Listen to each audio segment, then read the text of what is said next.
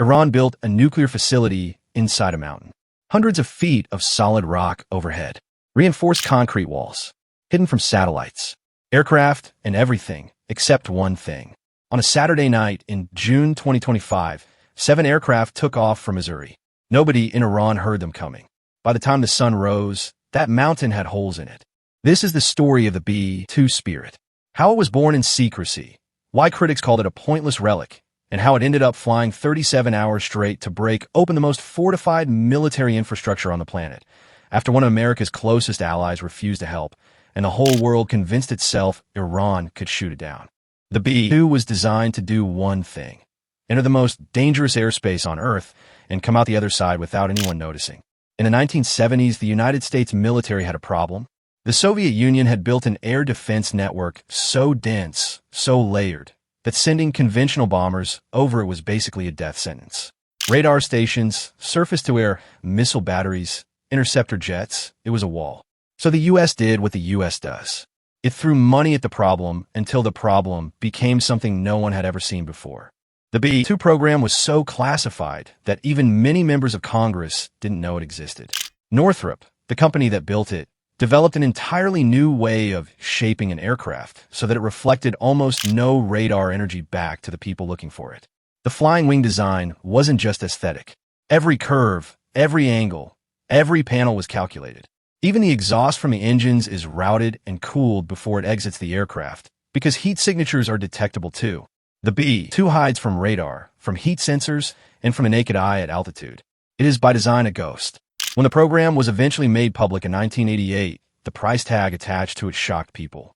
Each B-2 costs around $2.1 billion. Not the program, not the fleet, each individual aircraft. There are only 20 in existence. That makes the B-2 the most expensive military aircraft ever built per unit, by a considerable margin. Critics called it a Cold War relic.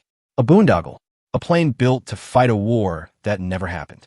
What they didn't account for was what that aircraft would eventually be asked to do decades later, over a country that had spent years burying its most sensitive military and nuclear infrastructure hundreds of feet underground specifically because it knew that only one kind of bomb could reach it. And that bomb hadn't been used in combat yet. Not until that Saturday night. But before we get to those bombs, we need to talk about the first time the B-2 was sent toward Iran. Because what happened in June 2025 was actually the opening act. The main event came months later, and it was much bigger. By the summer of 2025, Iran had a problem of its own. Its uranium stockpile had crossed a threshold that made the international community deeply uncomfortable. Over 400 kilograms of uranium enriched to 60% purity, just a few technical steps away from weapons grade. The IAEA had been sounding the alarm for months. Iran kept enriching anyway. What happened next was the product of months of planning, a level of operational secrecy described as almost unprecedented, and a decision made at the highest levels of the U.S. government to do something the world had been speculating about for years. On June 22, 2025, just after midnight Eastern Time, those 7 B-2s that had gone dark crossed into Iranian airspace. They were preceded by American fighter jets, F-35s and F-22s, flying ahead of them to bait any surface-to-air missile systems into revealing themselves. No launches were detected. Iran's air defense network, already beaten up by weeks of Israeli strikes, didn't fire a single shot. Just before the bombers arrived over their targets, a U.S. submarine somewhere in the region fired more than 24 Tomahawk cruise missiles at the nuclear site in Isfahan. The timing was deliberate. It was the last piece of the puzzle, designed to strike simultaneously with the B-2s, ensuring that even if someone on the ground realized what was happening, there was no window to respond. Then the bombs dropped. 14 GBU. 57 massive ordnance penetrators, each one 30,000 pounds, fell on Fordow and Natanz, 2 of Iran's most hardened nuclear sites. Fordow was particularly significant. It was built inside a mountain, dug hundreds of feet in a rock, designed specifically to survive conventional bombing. The Iranians had put it there because they believed nothing could reach it. The B-2 reached it. Satellite images released the following day showed impact craters punched into the ridgeline directly above the underground facility. Tunnel entrances blocked with collapsed earth. The terrain itself altered by the force of what had come through it.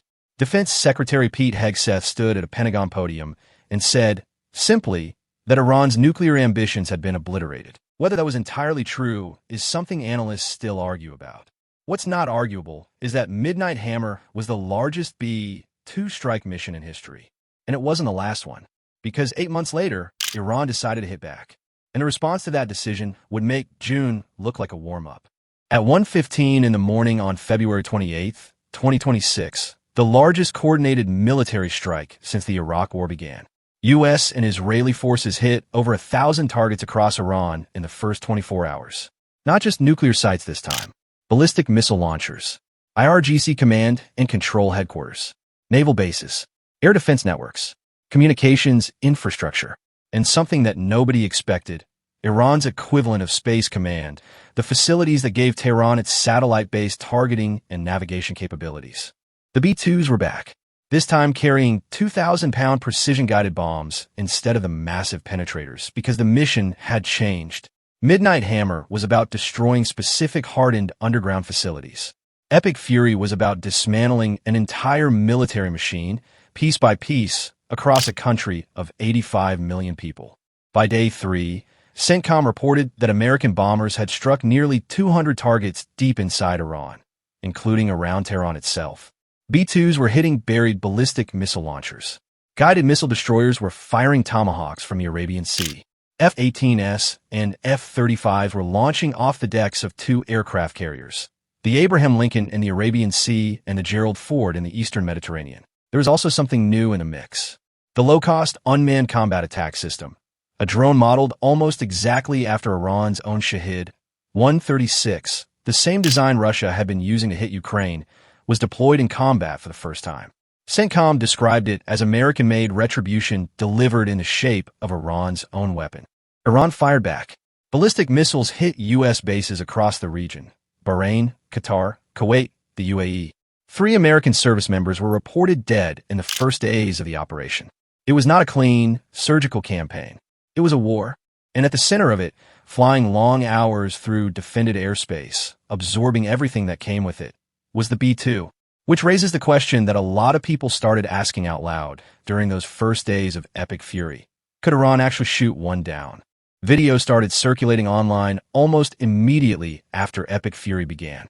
Grainy footage, shaky cameras, claims in Arabic and Farsi that Iran had brought down a B-2 Spirit. The clips spread fast. The narrative was irresistible. The world's most advanced stealth bomber, finally defeated. Forums lit up. State media in several countries ran the claims without verification. Every single one of those videos was fake. Some showed footage of aircraft crashes that had nothing to do with the conflict. Others were old videos recycled from completely different events. None of them could be verified, and CENTCOM confirmed throughout the operation that no B-2s had been lost. The aircraft's operational record remained clean. But the question underneath those videos was legitimate. Could Iran shoot down a B-2?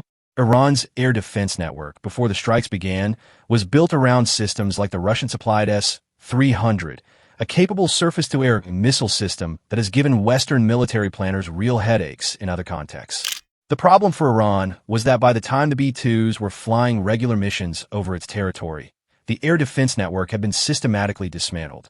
Israeli strikes had been targeting Iranian radar installations and missile batteries for weeks before the U.S. joined in. The infrastructure that might have posed a threat was already burning.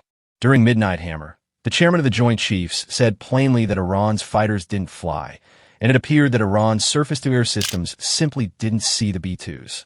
That's the point of the aircraft. It doesn't defeat air defenses by being faster than them. It defeats them by being invisible to them. There is, however, a quieter concern that doesn't make for good headlines. The B-2 requires an extraordinary amount of maintenance to keep its stealth properties intact. The special coatings on the aircraft's surface are sensitive. Humidity, heat, and operational tempo all degrade them over time. Flying a 37-hour round-trip mission from Missouri to the Middle East and back, which is what the Epic Fury missions involved, puts enormous stress on both the aircraft and the people who keep it flying.